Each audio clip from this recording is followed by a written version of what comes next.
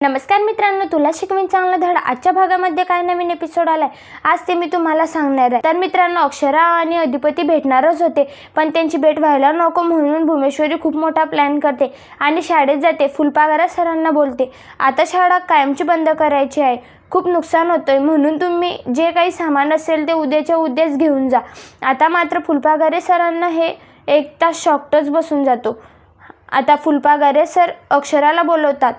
आता मात्र अक्षरा येते आणि फुलपाखरे सरांना विचारते, काय झालंय सर, तुम्ही एवढ्या टेन्शनमध्ये का, तुम्हाला बरं वाटत नाही का? आता फुलपाखरे सर म्हणतात, अक्षरा असं काही नाहीये, भुवनेश्वरी मॅडम आल्या होत्या तेव्हा अक्षरा बोलते, काय भुवनेश्वरी मॅडम इथं काय? तेव्हा अक्षरा बोलते, काय भुवनेश्वरी मॅडम इथं आणि काय म्हणाले त्या?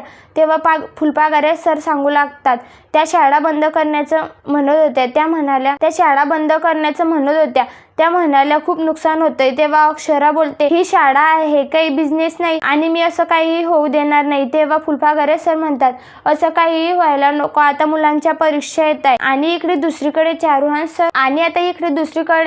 सर अक्षराला घरी नेण्यासाठी अक्षराच्या घरी येतात, मात्र बाबा त्यांचं काही ऐकून घ्यायला तयार नसतात, कारण आता बाबा अक्षराचं लग्न मदनशी करण्याचा विचार करताय। पण इकडे अधिपती घरी जातो तेव्हा आजी अधिपतीला सांगते, बाबा अक्षराला घ्यायला गेले हे दुर्गे ऐकते आणि भुवनेश्वरीला सांगते। तेव्हा भुवनेश्वरी बोलते, आमच्या परवानगी शिवाय हवा सुद्धा येत नाही, त्या कशा येतील? तेव्हा दुर्गी भुवनेश्वरीला म्हणते, पण ताई, जर मोठ्या मालकाने हात धरून तिला घरात आणलं तर? तेव्हा भुवनेश्वरी बोलते, मी त्याच हातांनी तिला घराबाहेर काढेन। अक्षरा घरी आल्यावर भुवनेश्वरी, तर मित्रांनो, तुम्हाला काय वाटते, अक्षरा घरी आल्यावर भुवनेश्वरी अक्षराला घरात घेईल?